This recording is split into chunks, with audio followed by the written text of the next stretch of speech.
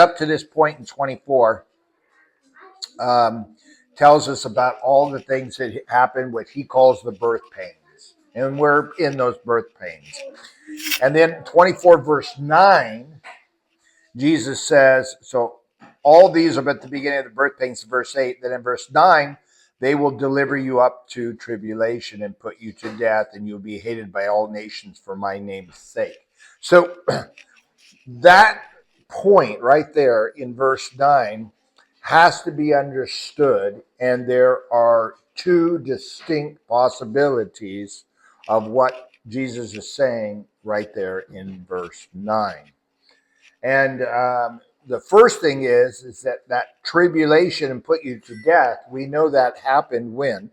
We knew that happened just when Apostle Paul, before he was apostle, when he was going out and persecuting the Christians. So this happens in, 30, 33, 34 AD. This was filled. They went out, delivered, and persecuted Christians, put them to death. But was that this passage fulfilled then? Or has it continually been fulfilled, where the people have been continually being delivered up to tribulation and put to death? Or is this still got to be fulfilled coming up? And we've usually worked off of the principle that this verse, number 9, is going to be fulfilled at the last 3.5 years. So he says they will deliver you up to tribulation. That's been happening. Put you to death. That's been happening. But here's the part that shows that this portion, maybe later, you will be hated. So, by all nations for my name's sake. Now, that hasn't been something that the nations have demonstrated back in 70 AD. Christians weren't hated by all nations for my name's sake. So it's the second half of this verse that I believe has not yet been fulfilled. Gene. Yeah. The verbiage that they use, whether it's happened or it's going to happen. I don't see there where it's the verbiage says this has happened, this hasn't. And the way, if you might remember looking at that video, it's done by the tenses of the Greek words. So we're going to look at those tenses. And because that's what that was. So right here, then, okay, so the tense is it's an adverb. So they will hand. Okay, this is future. And it's active, indicative, third person. So what that means, they will in the future hand you over to persecution. There's no time frame other than it is future and it's active. So in Greek, when it means active, that means it's continually happening. So this portion can continue to happen and not cease. Okay, that's what that means. And to persecution. And that word is lipsin. This is a noun, accusative, and singular. So it means they will persecute you once. So it means singular, it means they will kill you. And that is supported by the next word, which says right here, to tribute and put you to death. That's what English does. But in the Greek, it says they will hand you over to persecution and will kill you. So the word kill is verb, future, active, indicative. Again, saying in the future. And you will be, and this is esethin, you will be.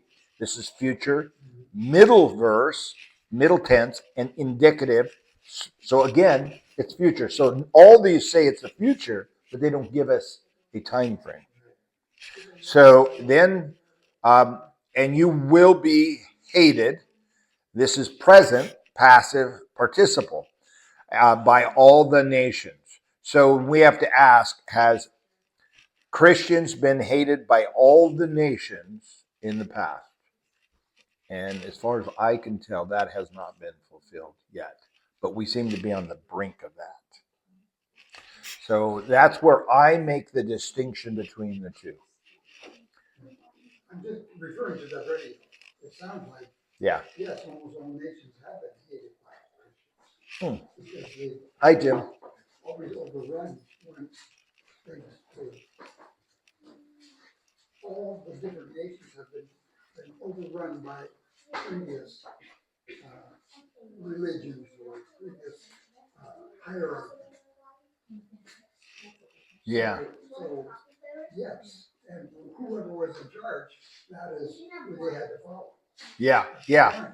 Well, and that, he was making that point because the statue is Middle East centric. So here are the kingdoms over the authority of Israel. And that was the point he's making. The first kingdom of the statue was Nebuchadnezzar from Babylon. The second one was Persia. And the third one was Rome. Okay, so, or Greece, and then Rome. Now, so they were referencing to Israel-centric and the kingdoms that ruled that land. Here, Jesus is stating different events that are going to happen to the disciples. Now, and he says that you will be hated by all nations for my name's sake. So nowhere in the past, there were nations that hated Jesus' people, particularly the Islamic ones, but U.S., Australia, Europe, Britain, they didn't hate God's children in such a way that they put them to death. And so, and that's what this post says, and put you to death. There were some that did it, but not all of them. So that's where I divide the passage up in what I call a dual prophecy. The first half is already being fulfilled and will continue. The second half will be fulfilled when all the nations hate him for his sake. And we know when that happens. Remember in Revelation 13, what happens in Revelation 13? That we know that happens. And I'll go there for us so we can see. And this is the beast, right? The two beasts.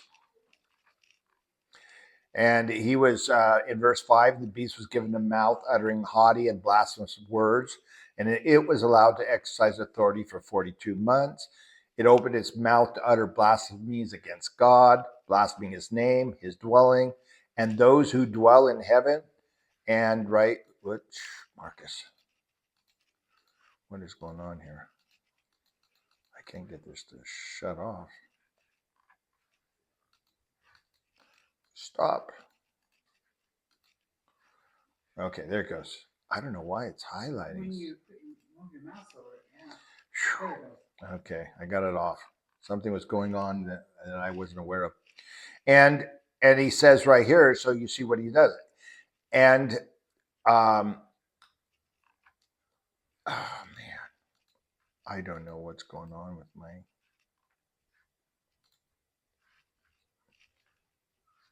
my computer. I'm afraid Reboot. Yeah, something's wrong. Look at that. It's just going crazy. Oh, click the top of your mouse on the rollerball. Where's the roller? On your rollerball, on your finger, under your finger. Just tap the roller ball. Oh. Tap that once. I just did. Okay. That fix it? Oh, it might have fixed it. Okay, so we'll go back to Revelation 13. Okay. No, that was, it's doing it again. I don't know what's going on. Okay, so. Okay, it's not here, so we'll do it again. Revelation, and that was 13. So that ties in with what he does. And this is where I said the head wounds. Now here's the head wound prophecy, verse 3, chapter 13. And he's talking about the heads of this beast right here. I saw a beast with 10 horns and 7 heads. Okay. One of its heads seemed to have a mortal wound. One head. So one of the heads of these kingdoms, but its mortal wound was healed. Now, people have made movies saying that the Antichrist is shot with a gun and then he miraculously gets well. And that's the Left Behind series and those. So people have thought that this king right here is the Antichrist. But it doesn't say he's the Antichrist. All it says is one of those 7 heads appears to have a mortal wound, but its mortal wound was healed. And this happens before the 42 months. Before the last 42 months. I'll show you, because if this is progression, one of his heads seemed to have a mortal wound, but its mortal wound was healed. And the whole earth marveled as they followed the beast, the first beast. So if Trump is this beast and him losing his position and getting it back, then the world will start to follow him. And it says, and the whole earth marveled as they followed the beast. So we already see that, and that's what that video and another video that I've been looking at, and some other videos, what we see is we see a very large continent of people, a lot of them what I call Christian nationalists. Yeah. They're all for the United States, and they're Christians, right? Texas people, you know. But we got them here too. They're Christian nationalists. And they are putting all their trust in Trump. And so after, I believe this happens, according to here, before the last 42 months. Why? Because here's where it says, and the whole earth followed that beast, and they worshiped the dragon. So they followed the beast, but worshiped the dragon, for he had given his authority to the beast, and they worshiped the beast, saying, who's like the beast, who could fight against it? So this could easily come and be fulfilled after Trump. If Trump wins the presidency, after Trump wins the presidency, we got all next year for this portion to be fulfilled. And then, so now look what he says here at 5. And that beast was given a mouth, uttering haughty and blasphemous words, and it was allowed to exercise authority for 42 months. That's it. So when we see this beast, whoever this beast is, in authority, it is allowed for 42 months. And this beast consists of all these kings. So this beast has 7 heads, 10 horns, probably 10 kingdoms, but 7 heads that are ruling those 10 kingdoms. And the world follows this beast. So if this is the beast of Revelation 13, the whole world is going to follow this beast system that is happening, this one world or system that's happening. We're all going to follow that. And they are going to worship that beast. So, and that beast was given a mouth uttering haughty and blasphemous words, and it was allowed to exercise authority for 42 months. And that's it. Because we're going to read, and you're going to see that Jesus comes back and throws him in the bottom of this pit, gets rid of him. So he's only got 42 months when it happens. It opened the mouth to utter blasphemies against God, blaspheming his name and his dwelling. Also is allowed to make war on the saints and to conquer them. Okay, so is there a beast that's making war on all the saints over the earth right now? No. Is it in Saudi Arabia? Yes. Is it in China? Yes. Is it in Iran? Yes. You know, so it's in different places, but it's not in the United States. It's not making war per se. Though we see the forces being stirred and brought to that situation. You know, pastors preaching, street pastors arresting, variety of things. So we see the beginning of he was allowed to exercise authority for 42 months. But before he can exercise authority for 42 months, we have to see one of those heads with a mortal head wound. If we don't see that mortal head wound, we're not in the 42 months. So whatever the mortal head wound is, I mean, it may be legit. It may be Prince from Canada, the King from Canada, or or the whoever. One of the get a real head wound, and everybody thinks he died, and he's not. But because it is so Hebrew, it doesn't mean it has to be literal. And in fact, yeah, it could very well be symbolic. And that's the biggest problem is it symbolic or literal? And I'm a literalist. I want to look at everything literally. But we've already seen symbolic happening. If I'm right, if the first horseman is riding, conquering with the rainbow by conquering LBGT, it looks actually literal, but the understanding is what is the bow? How is he conquering with a bow? And that's always been interpreted by the pre-tribbers as the Antichrist coming on a white horse saying he's God. But that whole scenario, what we get, it is, and that's the story that's being presented in all our seminaries. This is why the earth will not recognize that Jesus is here.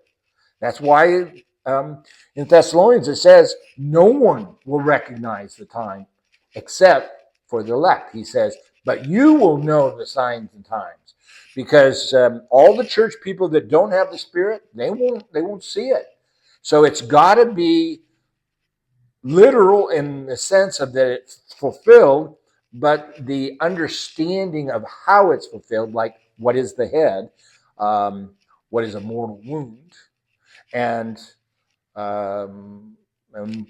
those have to. That's where it can get a little wishy-washy because we really don't know. We just have to keep watching.